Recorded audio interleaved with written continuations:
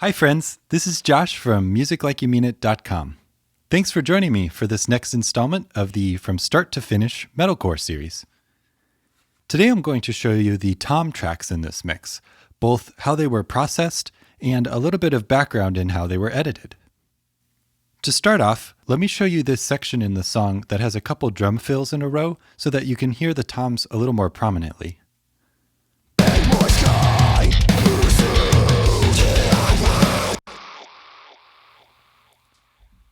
Pardon the vocal delays there. As I've mentioned before, this is an older mix that I pulled back up to remix recently, and I found that during the drum editing process, the toms had actually been replaced with samples already. If I was editing this track today, I might not have taken that approach because in recent years, I found a few different tools that allow me to clean up live tom tracks to the point where samples aren't really necessary. One of the challenges with tom samples, and a reason I don't like reaching for them, is even multi-samples can sound quite mechanical on toms. There's something about the nuance of the way that a drummer plays a fill across toms that's just really hard to replicate with programmed drums or samples. So let's take a look at what I'm doing specifically with these toms to make them sound more natural in the mix. In this mix, we just have a rack and floor tom, and I'll play them here in solo so you can hear what they sound like.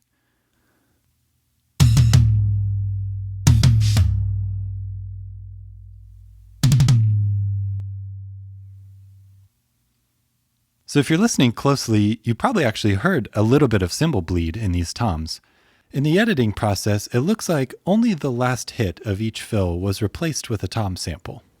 That is one way to combat excessive cymbal bleed, but I think there's usually other ways to do that sound a little more natural. Hopefully, I'll get to show you some of those in another mix soon. Since I didn't have cymbal bleed on the portion of the toms that are ringing out, I actually have very simple processing on these tracks. Both of them just have the SSL EQ, and I'm only using the EQ portion of this plugin.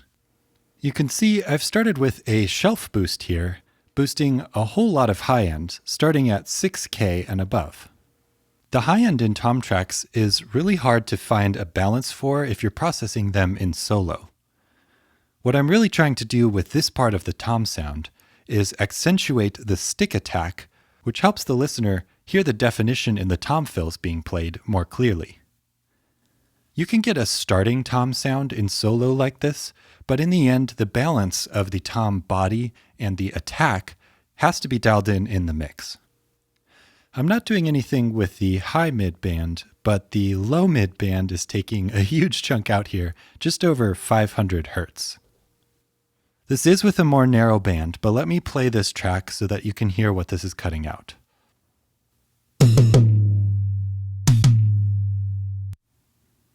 So that's taking care of a lot of the boxy, honky mid-range sound in this tom. And I do find it's pretty common for me to be cutting a decent amount in the mid-range to get that scooped modern metalcore tom sound. The final band in this EQ is being used for a bell boost down at 81 Hz, and I'm boosting quite a bit here. This is almost 6 dB. Even for rack toms, I personally like to have some low end to help them hit a little harder in the mix. Especially in a song like this where there's not many portions that feature the toms, there's space to have a larger tom sound overall. Let me play this track one more time and I will bypass and enable this plugin so you can hear what it's doing with all the bands together.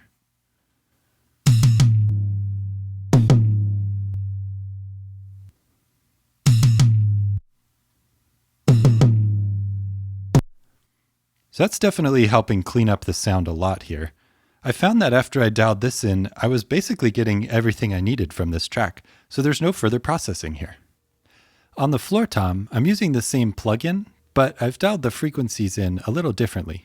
For example, my top end frequency here is a little bit lower, and I'm actually pushing a lot more top end on this floor tom because I felt like it was a little bit more dull than the rack tom. I've also cut a bunch of mid-range again on this tom, but I've started a little lower down, where I felt like the honky frequency was more prominent. And then I've also boosted some more low end here, and again at a different frequency that complemented this drum a little better. Let me show you just the floor tom with this EQ plugin enabled and disabled.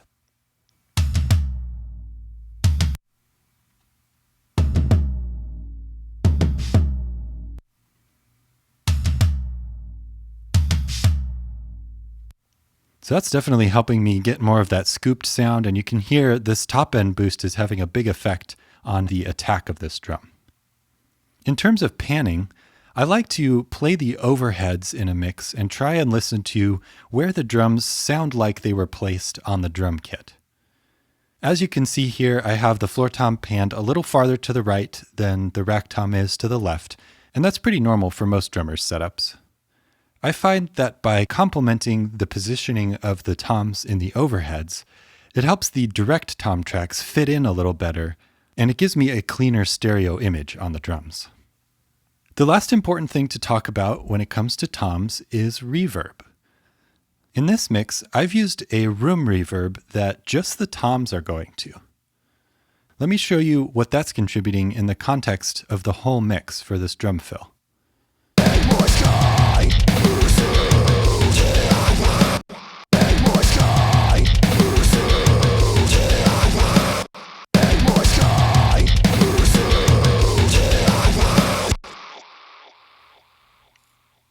So it's not an overwhelming amount of reverb, but I felt like I was missing some body and space on these drums, even after all the processing I had done. Room reverb can be a good solution for that, depending on the feel of the song and how fast the tom parts are. Let me play these toms in solo, and then I'll turn that reverb on and off so you can hear more clearly what it's adding.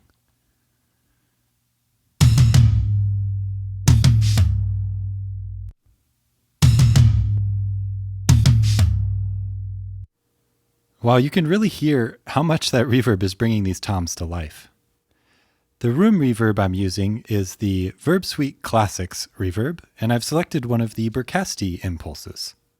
This is the Studio A room, and you'll notice I've also added some pre-delay to keep the reverb off of the actual tom hit itself.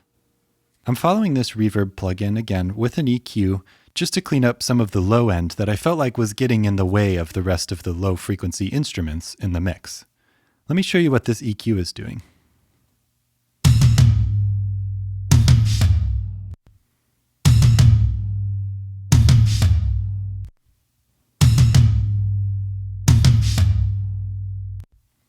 So if you're listening on headphones or studio monitors, you can probably hear this a little better, but without the EQ on, the reverb is starting to get a little muddy in the very, very low end. I love having huge sounding toms, and this sounds great in solo, but the problem with the rest of the mix was that when the toms came in, they started to feel a little bit surprising because they were so huge and they took over so much of the low end. I want the toms to be punchy, but I want them to get in and out in the right amount of time to fit the feel of the song. To help clean up this reverb, I have a high pass filter here, and then I'm also cutting out some of the mid-range, around 500 Hertz. I had already cleaned that out on these toms, and I felt like the reverb was bringing a little more of that back, and I didn't necessarily need more of that. The other piece that you may have seen moving a little bit in the playback is a dynamic band, which is added here at 100 Hertz, and that's helping cut some of the low end on the toms right when the tom is hit. It then backs off for the rest of the sustain of the reverb. I use a dynamic low cut like this when I feel like a source has too much low frequency in it, but as soon as I cut that frequency, it starts to sound too thin. A dynamic low cut, though, allows me to cut the frequency when it's the loudest in the track, and then when it dies out a little bit, it pulls back my cut and allows the body to remain in the rest of the sound. Now, one way that I like to make sure my toms aren't taking over too much of my drum sound in the mix is to watch my compressor on the drum bus to see how hard the toms are hitting it. I'll talk a little bit about the rest of my drum bus processing in a later video, but let me just play back this section of the song here so you can see how much the different elements of the drum kit are making this needle on my drum bus compressor move.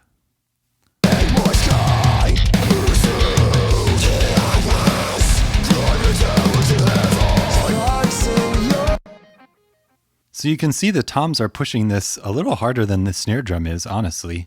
And that's something that I try and find a balance of when I'm mixing. I don't want the toms to jump out too much. So sometimes if I see they're taking over in my drum bus compression, I know that I have to boost more attack on the toms so that they can cut through without having to be just louder overall. So that's the tom processing I've done in this mix. My question for you today is a little bit different. Of the records you've listened to recently, what have you heard that has the best tom sound? It doesn't necessarily have to be even a record that you enjoy listening to, but I'm interested to hear the tom sounds that you're going after these days. Leave a comment below with some of your favorites. I love having conversations about awesome drum tones in records I've heard. That's all I have for you today. Thanks for hanging out with me. Keep making great music, everyone, and I will look forward to seeing you next time.